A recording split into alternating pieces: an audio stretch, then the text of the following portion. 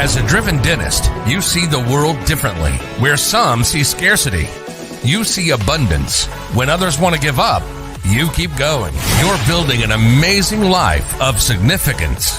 That means you can't rely on ordinary advice from ordinary advisors to get to your goals. You want advice that's going to help maximize your net worth so you can take even better care of the people you love, the causes you care about, and make your dent in the universe. But the fact is, this advice remains hidden because relatively few professionals are well versed in them, and the extremely affluent don't care to let you know about them. Join us as we pull back the curtain to reveal the often hidden advice and strategies used by today's most successful individuals and families. Welcome to Dental Wealth Nation. Here's your host, Tim McNeely. Welcome, everyone, to another edition of Dental Wealth Nation. There's a lot of things that keep me as an entrepreneur up at night. It can be the stress sometimes, it can be anxiety, it can be issues with my team members, or just how the overall business is doing. But there's another thing that keeps me up at night, and it may keep you up at night too.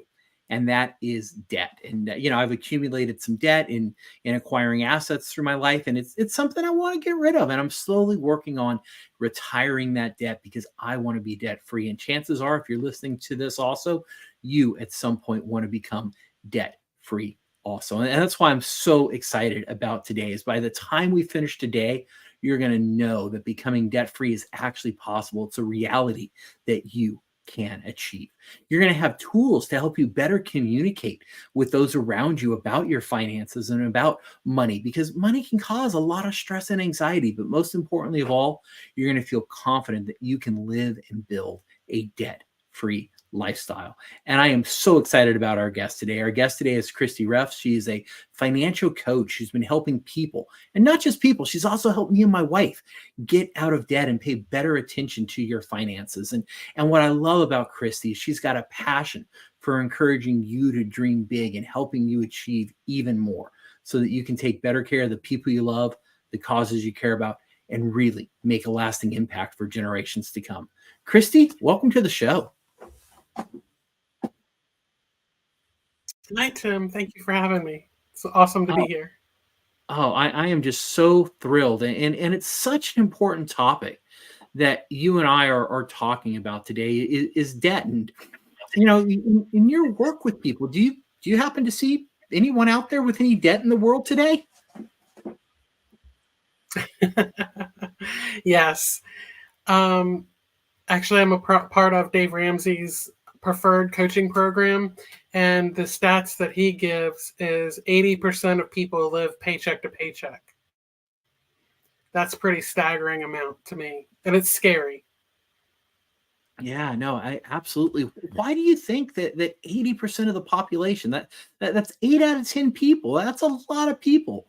Why do you think so many people out there are living with debt today and living paycheck to paycheck? Well, because they weren't taught about finances when they were younger. Almost 100% of the people that I talk to say no one talked to them about finances when they were younger. And going through school, no one taught you about finances. Think about yourself, Tim. When you went through school, did anybody teach you about taxes?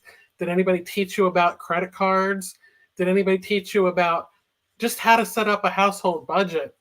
And for everybody, like I said, that I've talked to, the answer is no. I find that it is really helpful for these people just to start talking about it, period. We don't even have to get into numbers. We just have to start talking about it, because what happens is you're able to start focusing more on what the problem is when you acknowledge the problem. Wow. Well, in my household, we certainly had some conversations about money, and I learned a couple lessons. I learned that at Christmas time, my mom would buy us all our Christmas presents on her credit card. And right? So we learn things that aren't necessarily the right habits and the right mindset. And I want to get into your journey here in a little bit and talk about your transition from being into healthcare to financial coaching. And it's so great that you're here, because we're talking to other healthcare providers. We're talking to dentists today, and it's a world you certainly understand. But why do you think, like, once again, why is it so hard for us to have conversations around these topics and around money and around debt? What gets in the way of us talking about these things? Because we feel like it's personal and it becomes emotional. And that's what the problem is. When you get into talking about things that bring up emotions in people, it really throws them off kilter. I've had several clients say that they didn't even know how to bring up the conversation of finances in their household.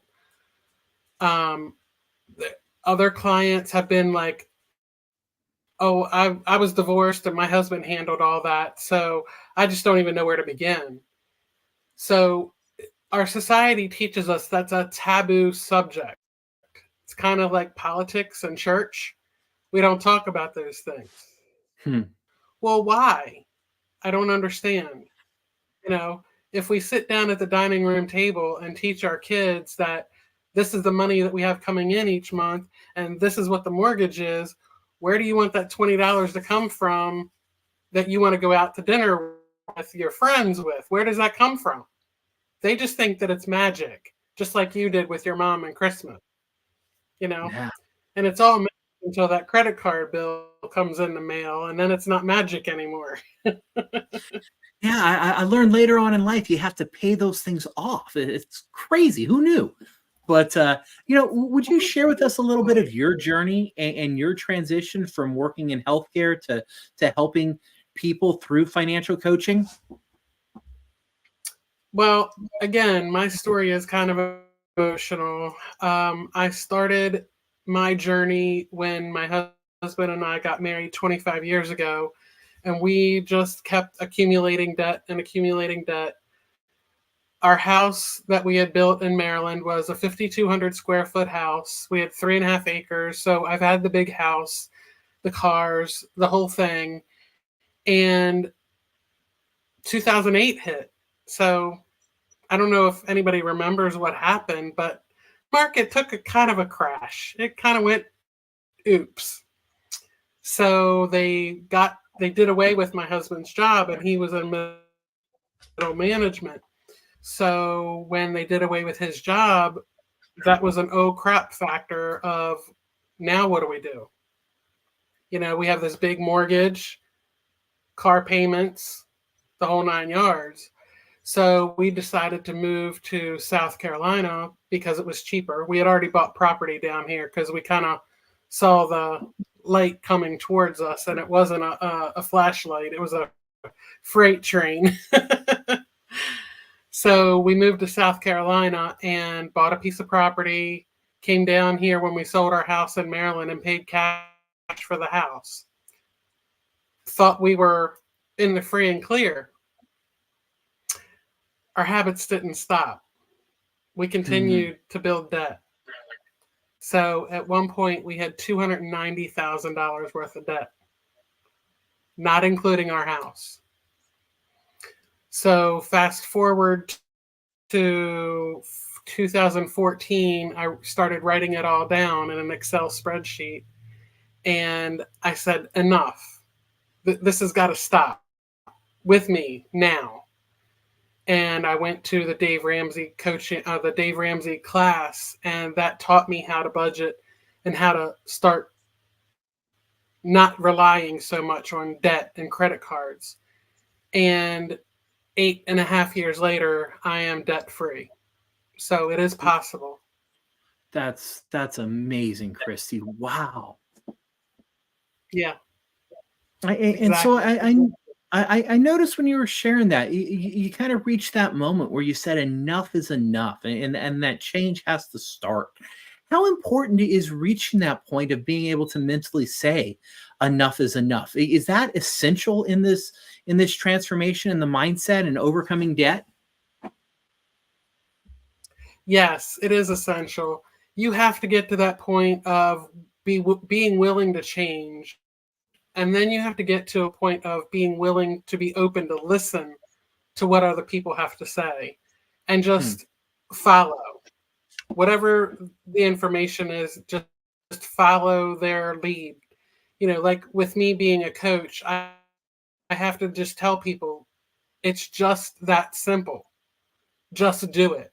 And I promise you, if you get a little bit better each day and a little bit better each day, it'll come quickly. You'll be out of debt before you know it. One example I always give is of my clients that they were in healthcare as well. They didn't even want to look at their finances. She put it in a closet and closed the door. And I'm like, what do you mean? How do you live and not know what your finances are? She's like, I don't look at it, because it was a big scary monster to her. So when you start opening that door and opening up those feelings and those thoughts, it all became easy. They paid off their car 6 months early. They put money in the bank. They're literally selling their house right now to get out from all the debt they're in. Wow. And so how do you think your background in healthcare has influenced your approach to financial coaching? Are those related in any way? Yes. Having empathy, compassion, caring about people. If you don't care about people, it comes across when you're talking to them and when you're teaching to them, because it can come if you don't care about people, it can come across as you're talking down to them. And that's not ever what I want to have happen or to do. Because just think about what you feel like when you're talked down to. You're like, I don't even want to listen to this person now. So it becomes a stopping point. So what I found was that, and another part that I found is that the way that I am as a person comes across, because I don't sugarcoat things. I'm not going to tell you it's a lollipop when it's not even a dum-dum. You know what I mean? I'm not going to tell you that it's going to be all rainbows and unicorns when there's thorns and bushes in the way. But we've got to get through those thorns and bushes to get to that other side. Yeah. Well, and that's such a valuable lesson, and I appreciate you bringing up that empathy piece, because I think that's so key.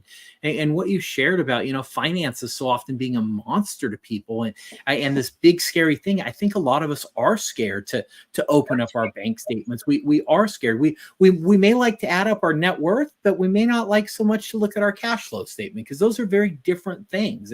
And sometimes that cash flow statement and that P&L can be pretty scary, especially when it comes to debt. And dentists, they accumulate quite a bit of debt over their lifetime, right? Whether it's the school loans they first get, or it's acquiring that first practice, or then acquiring an office building, and then maybe some new equipment down the road, and then they've got a house, and they've got cars and kids. And so that lifestyle really starts adding up quickly. What are some strategic debt management plans that you really help these doctors implement? And how should we think about our debt that we have? There's two ways of dealing with it. One way is that you just build up more income to cover the issues. But what that does is it doesn't show you where the issues are. It just puts a rug over the dust, if you think about that. The other way that you can think about it is that you have to create a budget. And I don't like using that word anymore. It kind of has a negative connotation. So I call it a spending plan. So when you say it's a spending plan, that's a more positive twist on it, that you're able to spend this money, but that you have constraints on it. So just like I was talking with one of my clients earlier today, she's a single woman who goes and spends $600 a month at the grocery store. And I said, I don't think think that there's any way possible you can eat $600 worth of groceries. I said, let's start talking about that. And what we found was that it was something that was so innate in her that she didn't even realize she was doing it because it was emotional. She was keeping herself from thinking about when she had nothing or when she wasn't able to fill the refrigerator as full. But I don't want to get into the mindset of scarcity, but I want people to understand what they're doing and be able to do it within the confines of a plan. Does that make sense? Oh, that makes a lot of sense. And right within that context of a spending plan, I know oftentimes one of the things I hear is, well, I really want to buy this new a piece of equipment, and I'm going to finance this new piece of equipment because it's going to help me make more money. And so why is that a dangerous way of thinking? And is there a better way to think about growing our businesses? Because oftentimes we think about, accumulating debt to invest in our business, but is it really investing? Like what's going on in our heads when we think that way? Well, it just uncovers behaviors that you weren't able to put enough money away to capitalize on buying those new pieces of equipment. So there's still an underlying behavior issue that is not being addressed. So, and we also look at keeping up with the Joneses. So yes, you may be able to buy that new piece of equipment because the other dentist down the street has it. But if something were to happen to that dentist tomorrow, would he be able to cover all of his expenses for whatever time necessary? So like if he were to crush his hand in a door and be out for 4 weeks, would he be able to cover he or she be able to cover those expenses? You have to start thinking about it that way too. Like you need to have a progression way of doing things, but also a substantiation of what you're doing currently, and understand that you need to have a good base and foundation set up in your mindset, in your behaviors, and in your processes to be able to support moving forward. Because I think a lot of people just continue to move and move and move, and they build their house on sand, and then it all falls down, and then they wonder why. Yeah. Well, right, because that debt load can be pretty frightening. I was talking to another doctor the other day. His practice does about $1.8 million a year, and you would think you'd bring home some pretty nice income from a practice like that. His take home is only about $120,000 a year after all the expenses are paid, primarily because there's such a massive debt load. And, and there's a plan to pay it off, but it's creating a lot of stress, a lot of anxiety, a lot of worry there. And he's like, Tim, what do I do? And, it's so, because we can get ourselves in these really rough places. And it sounds like really kind of what we're talking about is mindful spending and being aware of where our money is going. And I know for so many professionals in high income fields like dentistry, this mindful spending can really be a challenge. And so how do we think about prioritizing expenses and investments and paying off debt, right? How do we put these things in the right order of operations, so to speak? Again, it goes back to getting your foundation in order. So make sure that you have a good savings account set up. Make sure you have all of your debt laid out to where it doesn't matter which way you do it, whether you do it by the smallest to the largest with the amount or with the interest. It's been proven by math that it only makes a couple of months difference of paying things off. But have a plan to pay things off, as well as putting money in a savings account for that rainy day, for when things aren't going as planned. I don't want to speak negative over anyone, but there always has to be that umbrella over everything. And you also want to make sure that you're paying yourself adequately so that you can start investing in your retirement, in your investments that you want to uphold, especially for the future. You know, if you start getting investments as quickly as you can, then they start to build and build compound wealth. But if you continue to let debt build up, it's going to do the same thing. It's going to compound that interest and that debt to make it an even bigger number. And then you're chasing your tail around. Interesting. So kind of what I almost hear you saying is just start, get a plan, even if it's not perfect. Just get some kind of plan together and start down that road so that you can start paying yourself what you're worth and start getting rid of that debt. Yes, absolutely. Without a plan, just think of it this way, Tim. If you're going on a vacation, do you ever just go up to the airline counter and say, "Give me a ticket"? You have to give them a destination. So you need to tell them, okay, I'm going to Thailand. So then they can say, okay, from San Francisco to Thailand is going to be $1,800 here. Okay. Otherwise, when you walk into it blindly and you say, oh, I'll handle that some other time doesn't happen, and it continues to snowball and make the behind the scenes bigger. Yeah. You have to be like the Wizard of Oz and pull back the curtain and show the man behind the curtain. So really kind of going back to those first things we were talking about is just start having conversations around this and be willing to talk about it.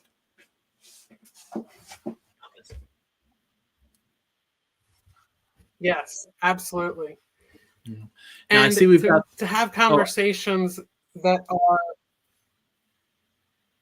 I was going to say, just to have conversations that are real with your spouse, significant other, even if you're by yourself, to the person in the mirror. You have to be real and get real. And I want to talk about that here in a second. We've got some live viewers popping in. If you've got questions for Kristie, please take advantage of this time together. Put them down in the chat, and we'll answer those questions about spending and retiring debt and how you can build that life that you're really looking for. Just put them down below. We'd love to answer them for you. And so Kristie, you talk about, having honest and real conversations, and right, when we talk about authenticity all the time, we talk about vulnerability and transparency, but like, what do those conversations start to actually look like and sound like if you want to approach that, or if you realize, like, hey, I'm struggling with this stuff and I don't know how to talk to my spouse about it because I'm hiding all my statements in the closet and throwing them away the moment they show up. Like how do you even start broaching these topics so that you can have those real conversations?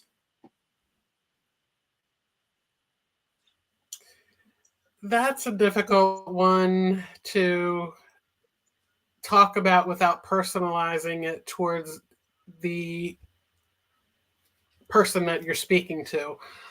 Generalities would be, start laying things out yourself. Like, start looking up all of your numbers. Just get it in black and white. What do they say?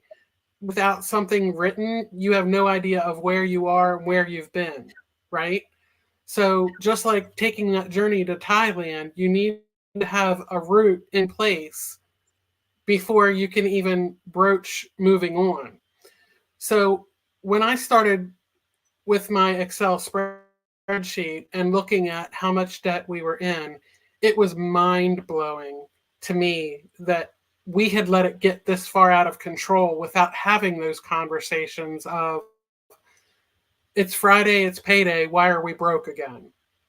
It's Friday, my payroll's due, now what do I do? Just starting the conversation with reality and writing things down, or putting it in a spreadsheet, or whatever you have to do to get it out in the universe. All right. No, I think that's so powerful, right? Just start with an honest assessment of where you are. Just lay it out in black and white. And that actually kind of leads me to my next question is, many times people are working with financial advisors or wealth managers, right? I'm a wealth manager for Driven Dental Entrepreneurs, but there's something different about financial coaching. And so in your view, how does financial coaching differ from that traditional financial advice that many entrepreneurs are getting from their advisors? Well, first off, I'm not certified in giving financial investment advice. So let me be clear about that. So when it comes to your spending plan, your expenses, your debt reduction, anything like that, I can talk to you about. What I find is more helpful is that people feel like that I'm more approachable than a financial advisor, because they think that a financial advisor is going to do nothing but take their money and run. And that's not always the case. Just like everybody has to make money, but a financial advisor has to go to school and learn different techniques on how to set up your investments and things like that. I am here to be the reality for the mirror of reality. Let's put it that way. I'm here to shine the light on what you need help with to get you started on the path of getting to an investment place, to a financial advisor.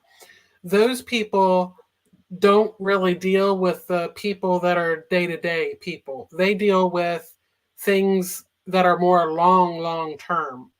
And what I mean by that is you don't give your money to a financial advisor and then on Friday take it back out. You don't give your money to a financial advisor and then tell them, oh, no, I need that back. Sorry. It doesn't work that way.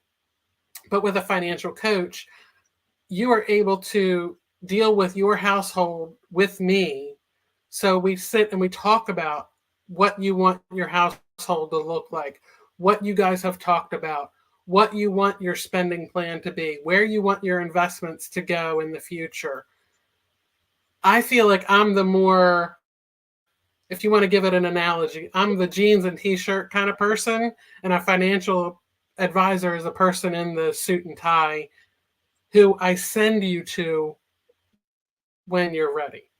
Interesting. Well, I love that distinction you just made too, right? A lot of the financial coaching is kind of the day-to-day operations. It's what's going in and out of your bank account, like, right, what happens on a daily and weekly and monthly and yearly basis. Whereas, a lot of the financial advice and the wealth management, those are long-term strategies to get you to where you want to go, but you need that foundation that you really help people build, right? You got to manage that cash flow properly, because it's one thing to meet with the wealth manager and for them to say, hey, we can do all this stuff. You just have to invest this amount per month. You may have no idea how to find that amount per month. Whereas you really are able to step in there and say, hey, let's take that picture of where you are right now financially, right, with the cash flow, and let's work on those things. So I love that distinction.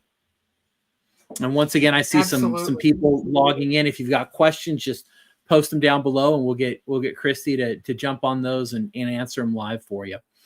So coming back to just the impact that finances can have, and so what are some of the things that happen to us when our finances aren't in good order?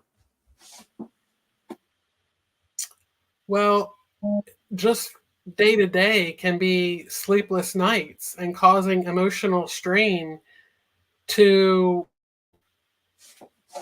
causing pregnancy issues, because you're so stressed out that you could be not able to conceive if you want to conceive. It can be causing such things as divorce. It's one of the top 10 leading causes of divorce is finances. Those are the things that it can lead to.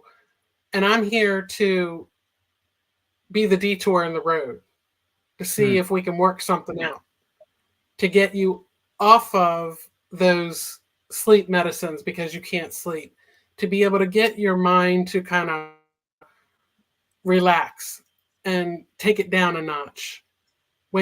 Especially when you look at the credit card statement and you've got an overwhelming balance and you don't even know how it's going to get paid or why you even want to pay it. Let's talk about that. Why? Wow. Wow, very, very powerful. And so let's say we've reached that point, like you've reached, right? Where you reached that point, you were looking down at your Excel spreadsheet and you said enough is enough. Let's say we've decided we've had enough and we're ready to start creating that culture of financial health in our families and our lives and our dental practices. How can dental entrepreneurs really start fostering that culture of financial health and mindfulness in their families, with their staff, with the people they care about? How do we start doing this? That's been on my mind for a while. What I'm starting to do is branch out to do workshops for doctors and dentists and things like that, because I feel like if you just get the conversation started, then you're able to work with people on a different level. If you say, look, money and finances is not a taboo subject, it's not a scary subject, and you get them to working on just something as simple as a spending plan, it starts to open those doors to, well, what else can we work on? Now we can work on looking at our debt. Oh, okay. Wow. Wait a minute. Now we can start looking at, once our debt's gone, getting rid of the mortgage. Whether that's in your practice or in your home, you have to have those things taken care of. And talking with your staff members, talking with your children, talking with anybody who will listen, especially people that are younger in the younger generation. Excuse me, they have no idea of what is going on in finances. And take right now, for example, season. People have no idea even where to start with taxes. And I guarantee you a lot of people miss out on some tax benefits because they don't know. And especially, like I said, with kids getting into this environment, they just go and hire a CPA when it may just be all they need is TurboTax. I don't know.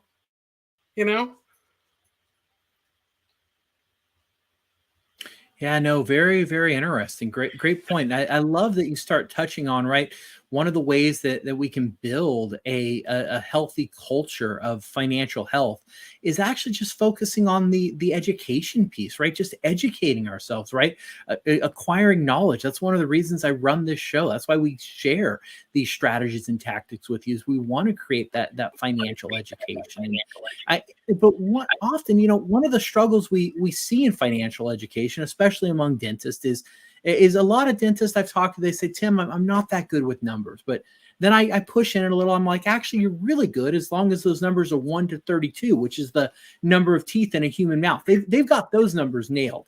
33, 34, 35, all that's a little fuzzy. And so what's your strategy for approaching financial education for people who don't have a financial background to really help them and make informed decisions in their personal and financial life? How do you start bridging that gap?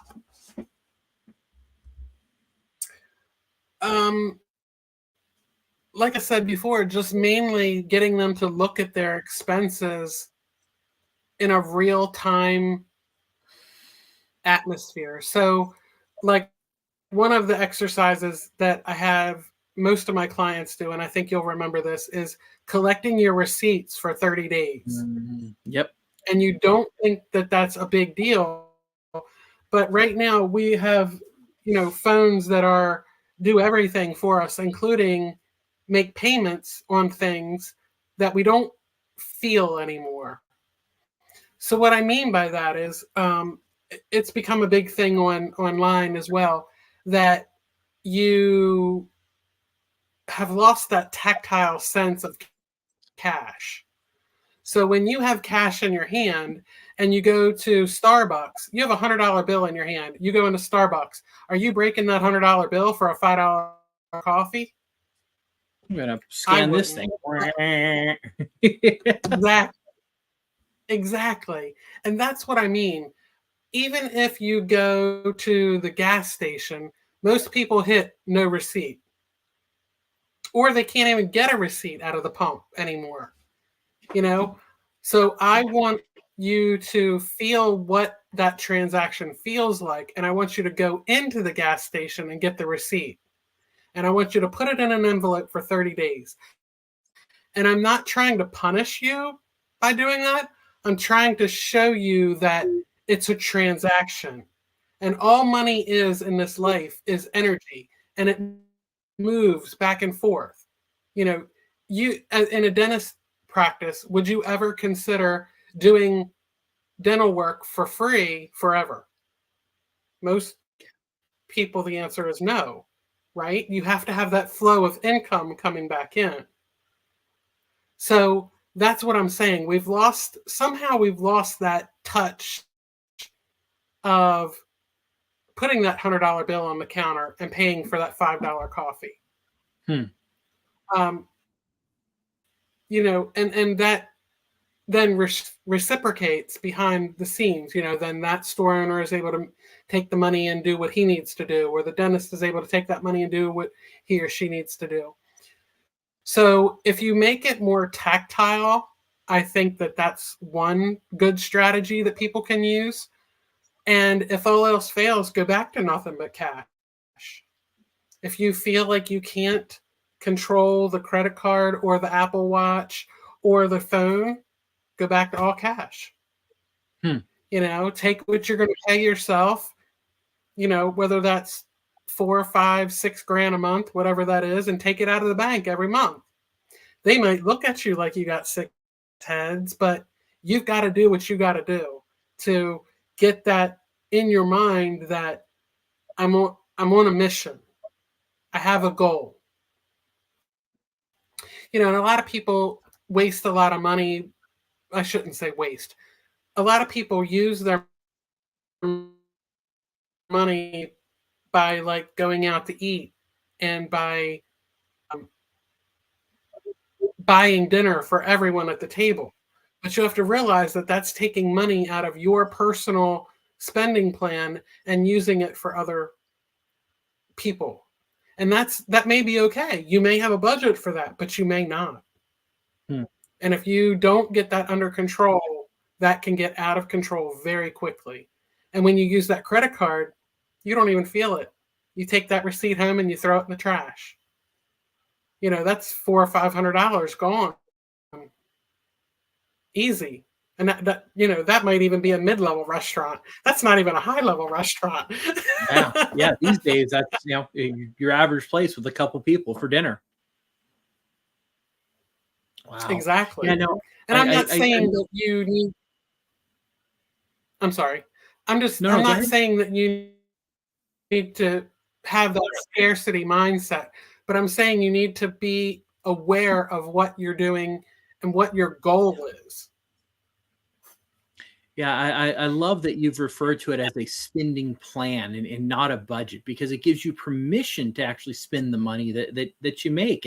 And we live in abundance, and that's how we want to operate. But we also have to realize that, some resources we do have limited amounts of. So let's spend them wisely. Let's be mindful of it. And I love what you were just sharing too about making this a tactile experience, right? Just really parting with that money, because they've made it so easy for us to spend. And that hasn't been an accident. That's done on purpose to get us to part with our money. So the other thing I want to talk about before we wrap up, and this has just been so good, is I want to talk a little bit about the role of accountability in achieving financial goals. How important do you see accountability being in the financial coaching process? Oh, let me tell you, 100% it's about accountability. When people don't have accountability, just like going to the gym, you can pay for that gym membership all day long. It don't matter. But until you get a personal trainer or a gym buddy that you go with that says, hey, we're going to meet at the gym at 6:30. Be there, be square. You don't have a goal. You don't move forward. So that's part of what I do and what I teach is accountability. So that's the way that my program runs, is that you not only get the Zoom calls with me, you get an accountability partner, and you get that touch that you need more than once a month or once every 3 months. So it's definitely part of the whole process, is being accountable not only to yourself, but to future generations. You know, I have a son and he's 33 now, but I really had to have a moment with myself and realize what I had done. I had taught him all these horrible habits of how to deal with money. And he was in the spending habit of buying big boy toys, and he wasn't making the big boy money. And it's like, as a mother, that was extremely hard. And I had to sit him down and say, look, I did this. I take full responsibility, but we're ending this now. You need to get out of debt, and you need to do it now while you're young. Wow. Wow, that takes a lot of courage to do that. And I applaud you for doing that. What a great way to lead your family. And because I think that's another mistake people often make is they don't own up to the mistakes they've made because of fear and shame. And like we started off this episode talking about, right? You just got to be honest about these things. You got to just lay it all out there. And I think when you do that, you find that forgiveness, you find accountability, and you find a way to move forward and not continue those mistakes, so that you can build generational wealth and you can make an impact that's going to last for generations.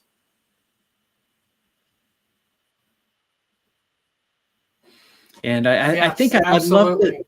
Yeah, and it was very heartwarming because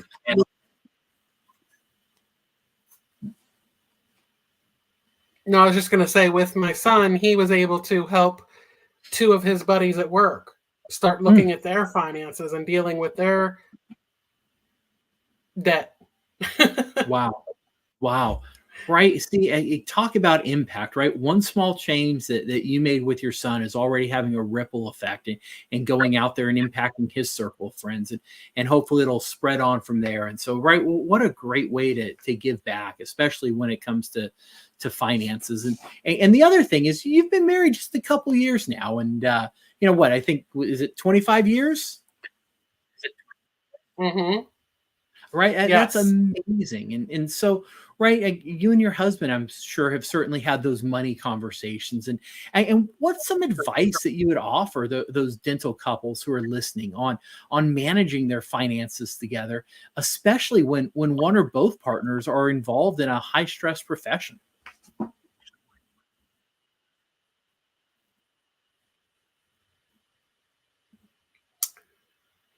Just like Nike says, just do it.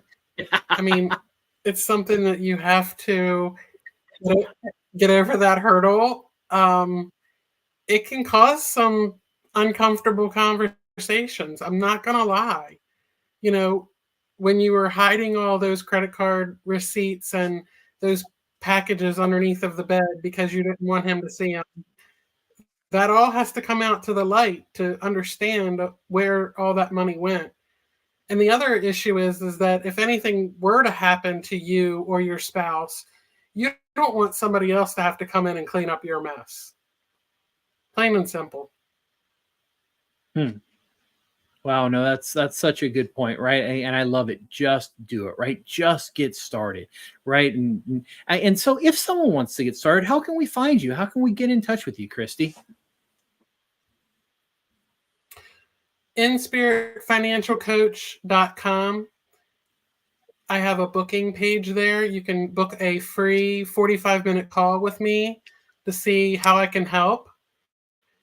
So if you go ahead and just book a call with me on that link, we can sit down and talk about it. And I really would prefer if you're a couple, to have both people there so that we can make an educated decision together. Mhm. No, I love that. And that's how you and I started working together is my wife and I reached out because we realized we were in over our heads, right? We could do it ourselves, but we weren't, right? We wanted that accountability. We wanted to take the journey with someone else because we're pretty good at lying to ourselves. And right, having you as our coach, as someone who's helped us, we're already seeing tremendous progress in our lives, and we're getting back on track again, and it feels so good. And I've loved the accountability calls. I've loved the insights we've gotten from you, and so I just want to thank you so much for the work you've done for Dana and I, because it's made an impact, and that's why I asked you on the show, was to share what you're doing, because I've personally seen the impact that it's been making. Thank you. That's amazing. Yes, and I love the seeing your journey as well. It's heartwarming to see when that actually happens and it comes to fruition. Well, thank you again for sharing so generously with us. And so before we sign off, any closing thoughts? I've put your website down below. If you want to connect with Kristie, and I'd highly recommend it, you can just click below. But any closing thoughts before we sign off here? Just that it is possible, that being debt-free releases that burden off of your shoulders that you didn't even know was there. It creates the ability for you to invest in yourself and in others, and to give generously when it's time. Wow. I absolutely love that so much. And I know I certainly feel even more confident that I can live that debt-free lifestyle. You've given me even more tools to communicate better with my wife, to talk about it. And once again, you've just encouraged me and all our listeners to know that becoming debt-free is possible. And so, right, if you're a doctor and you're struggling with that, I highly encourage you to reach out and get a plan. It's one of the best things you can do, and you'll make an impact for generations to come. So Kristie, thank you again for being an amazing guest. Thank you so much, Tim, for having me. And we'll see you again here soon on the Dental Wealth Nation show. You've been listening to Dental Wealth Nation. We hope you've gotten some useful and practical information from the show. Join us next time as we pull back the curtain to reveal the often hidden advice and strategies used by today's most successful individuals and families, and help maximize your net worth so you can take even better care of the people you love. Till next time, make sure to hit the website at dentalwealthnation.com.